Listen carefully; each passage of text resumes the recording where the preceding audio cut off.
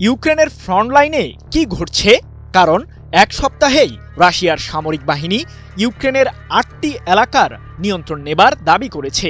এমনকি ৭ দিনেই ইউক্রেনের অন্তত ১৫০০ সেনা রাশিয়ার সামরিক বাহিনীর হাতে হতাহত হয়েছে বলেও জানা গেছে।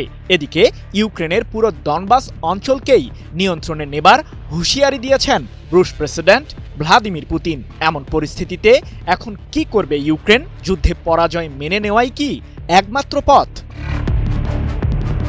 ইউক্রেনের বিরুদ্ধে চলমান যুদ্ধে শান্তি চুক্তি করা প্রসঙ্গে কয়েকটি শর্ত জুড়ে দিয়েছেন পুতিন, যার মধ্যে রয়েছে ডনবাস অঞ্চল থেকে ইউক্রেনীয় সামরিক বাহিনী প্রত্যাহারের বিষয়টি।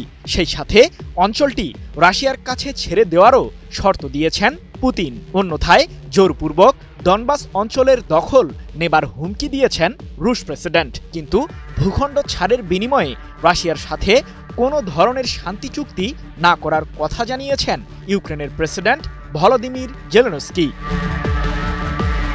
শান্তি চুক্তি নিয়ে টালমাটাল এই পরিস্থিতির মাঝেই জানা গেল রাশিয়ার সাফল্যের বিষয়টি। রুশ প্রতিরক্ষা মন্ত্রণালয় দাবি করেছে যে ৬ থেকে ১২ ডিসেম্বর পর্যন্ত ইউক্রেনে সামরিক অভিযান চালিয়ে সেভেরোদস্ক সহ দেশটির ৮টি গুরুত্বপূর্ণ এলাকার দখল নিয়েছে রাশিয়া। এক প্রতিবেদনে বিষয়টি নিশ্চিত করেছে রুশ সংবাদ মাধ্যম তাস।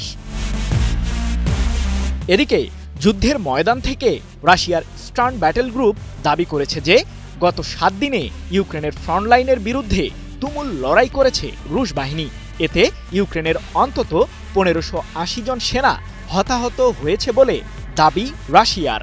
এছাড়াও এই ঘটনায় ইউক্রেনের ২৬টি সাজোয়া যানসহ ৮টি ফিল্ড আর্টিলারিকে ধ্বংস করেছে রুশ সামরিক বাহিনী।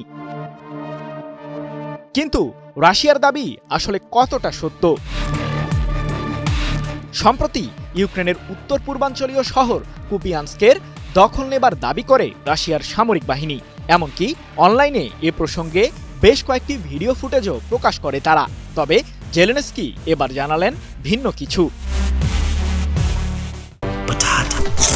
বাছাই করা আলু আর স্পাইসি সিজনিং এ প্রাণ পোটাটা চিপস নাকি বিস্কিট খেয়ে বোঝে নাও। কুপিয়ানস্কের কিছু অংশের নিয়ন্ত্রণ আবারও ফিরে পেয়েছে ইউক্রেনের সামরিক বাহিনী, এমন তথ্যই জানিয়েছেন দেশটির প্রেসিডেন্ট জেলেনস্কি।